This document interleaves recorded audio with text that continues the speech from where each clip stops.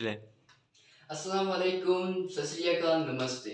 आज का मेरा टॉपिक है जो मैथ में है वो है सेट। सेट का टॉपिक है टाइप्स ऑफ सेट।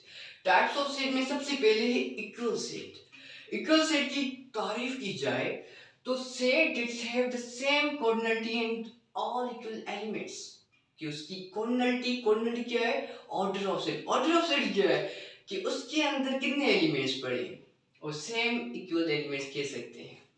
तो यहाँ पर मैंने एग्जांपल दिया हुआ। पहली बात तो इसको डिनोट कैसे किया जा सकता है? टू आपको पता है इक्वल मींस बराबर, ये बराबर की डिनोशन।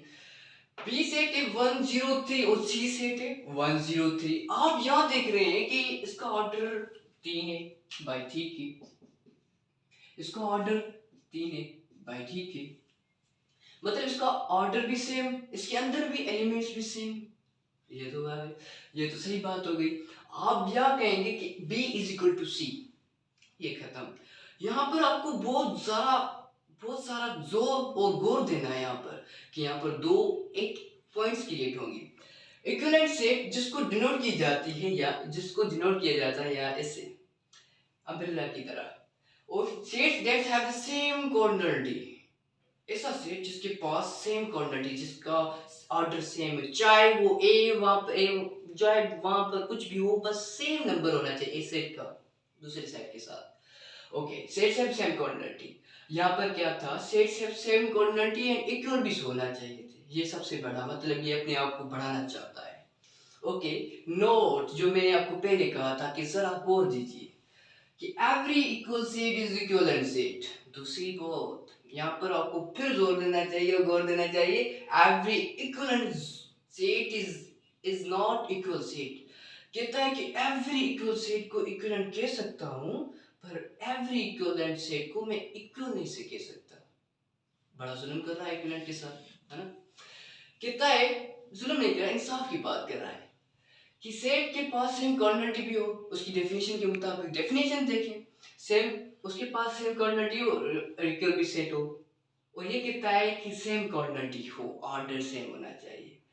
कि देखा जाए तो मैं इसको तो इक्वल तो नहीं कहूंगा ना, क्योंकि उसके पास इक्वल एलिमेंट्स नहीं है, सिर्फ ऑर्डर से किए, ऑर्डर सेम है। और उसको देखा जाए तो ये सिर्फ कहता है कि मेरा सिर्फ ऑर्डर सेम होना चाहिए, चाहे उस सेट में ओ या वहां पर बी हो, मुझे कोई फर्क नहीं, मुझे सिर्फ ऑर्डर चाहिए बेटा। और ये तो बहुत कॉम्प्लिकेटेड थी समझने के लिए, इसके लिए ट्राई करना चाहिए आपको, बार बार पास करके या किताब को खोल कर देखना चाहिए, इसको याद करना, डेफिनेशन सिर्फ अप्लाई करनी है। दूसरा है टाइप पे, तीसरा type I think so, subset. all elements of set A must be present in other set और set B कह सकते। और उसकी जो डिनोटेड बाय इट वो है सी को देकर उसके अंदर लाइन देंगे, सच लाइक इट सीधे। और यहाँ कि ये क्या है? रिप्रेजेंटेशन ऑफ सेट, सबसेट के एग्जांपल दिए जाए। एग्जांपल ही बड़ी चीज होती है, इंपॉर्टेंट है समझने के लिए। एग्जांपल है ए बी और दूसरे बी सेट में है ए सी बी, कि ए के एलिमेंट सारे बी के पास पड़े हैं। हाँ जी, तो मैं इसको कहूंगा कि ए सबसेट ऑफ बी। सबसेट से ही पता चलता है कि सब सेट, सब मीन्स छोटा, जैसे सब कॉन्टिनेंट कहते हैं, पाकिस्तान, इंडिया, बांग्लादेश, इसको कहा जाता था। इसी तरह ए सबसेट ऑफ बी। फार्मूला है 2 पावर n, जो इससे कंसर्न प्रॉब्लम्स भी आते हैं पेपर्स में, मैं आपको वो दूसरी वीडियो में बताऊंगा वो कैसे बनाए जाते हैं सबसेट ऑफ सेट्स। वो है 2, वो 2 पावर n, ये है पावर, और n जो शो कर रहा है order of set, cardinality of set, number of set, कि उस सेट के कितने एलिमेंट्स पड़े हैं, तो वहां पर हम सिर्फ पावर देंगे। वो दूसरी वीडियो में आपको बताऊंगा, इंशाल्लाह जरूर देखिएगा, वो बहुत इंटरेस्टिंग होगा इंशाल्लाह इससे ज्यादा। Two two types of subset, वो एक होता है प्रॉपर सबसेट और दूसरा होता है प्रॉपर सबसेट। चलिए देखते हैं कि तारीफ की जाए। प्रॉपर सबसेट कहता है कि A is a subset of B but A must not equal to say B। वो कहता है कि अगर इसकी मैथमेटिकल कर ले तो A सबसेट ऑफ B मैंने लिख दिया, पर A does not is equal to B। सही बात।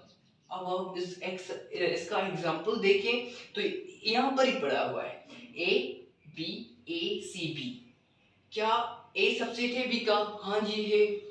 क्या दोनों अनइक्वल हैं? हाँ जी है। मैं इसको कह सकता हूँ ये अनइक्वल भी है और सबसेट ऑफ बी भी है, तो मैं इसको प्रॉपर सबसेट भी कह सकता हूँ। ओके, उसका जो फार्मूला है 2n-1, उसका फार्मूला, इसके भी हम प्रॉब्लम्स करेंगे दूसरी वीडियो में, जरूर देखिएगा। बहुत मतलब मजा आएगा, वहां पर इंटरेस्टेड भी है बहुत सारा, ये टॉपिक भी है इंटरेस्टेड है। दूसरा उसका टॉपिक है दूसरा उसका टाइप है, टॉपिक तो नहीं है। ये जो उसका दूसरा टाइप है वो इम्प्रॉपर सबसेट है, उसके अपोजिट ये इम्प्रॉपर सबसेट। वो कहता है कि यहाँ पर मैंने मैथमेटिकल लिखा हुआ है, आप अब इसको रिटन फॉर्म में लिख सकते हैं खुद ही, आपको मतलब इतना भी स्किल्स होनी चाहिए। कि ये कहता है कि ए सबसेट हो बी का और ए हो बी का इक्वल। वो क्या कहता था? ए सबसेट हो बी का पर A does not equal to B. सही, तो ये क्या है? अपोजिट है एक दूसरे की। पर दूसरी बात यहाँ पर है कि always it's subset is one which is itself, कि उस सेट का जो सबसेट होगा इम्प्रॉपर सबसेट वो खुद ही होगा। वो डेफिनेशन ले ये इसकी डेफिनेशन से हमें पता है, इस चीज की पॉइंट जो हमें डिफाइन कर रहा है वो इस ई पॉइंट की इसकी डेफिनेशन से हमें पता चलता है कि इसका सबसेट ही खुद होगा। पता चल गया अभी, क्योंकि ए सबसेट हो बी का, बी बी इक्वल उसका।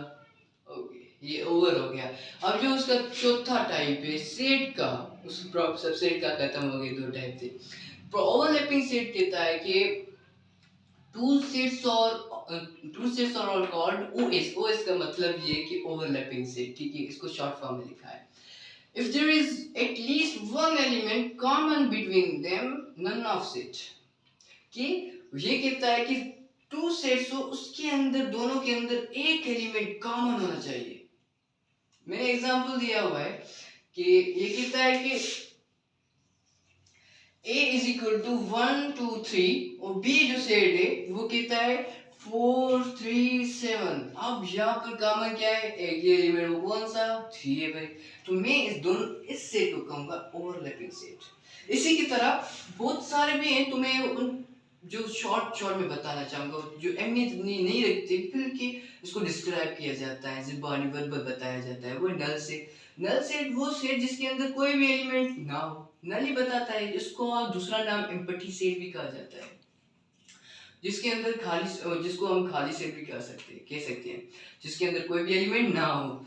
तो दूसरा सेट है सिंगलटन सेट। सिंगल से भी पता चल गया, सिंगल मींस वन सेट हो, मतलब वन एलिमेंट है सेट के अंदर। वो कैसे?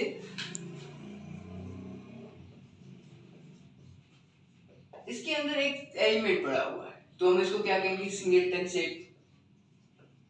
यह इस तरह लिखो, यहाँ सिंगलटन सेट। इसी की तरह बहुत सारे भी हैं, तो मैं इनको दूसरी वीडियो में भी ऐड करके आपको बताऊंगा इंशाल्लाह। दूसरी वीडियो में मिलेंगे। आपको बहुत बहुत शुक्रिया, और सब्सक्राइब कीजिए, लाइक कीजिए और शेयर कीजिए। Thank you very much.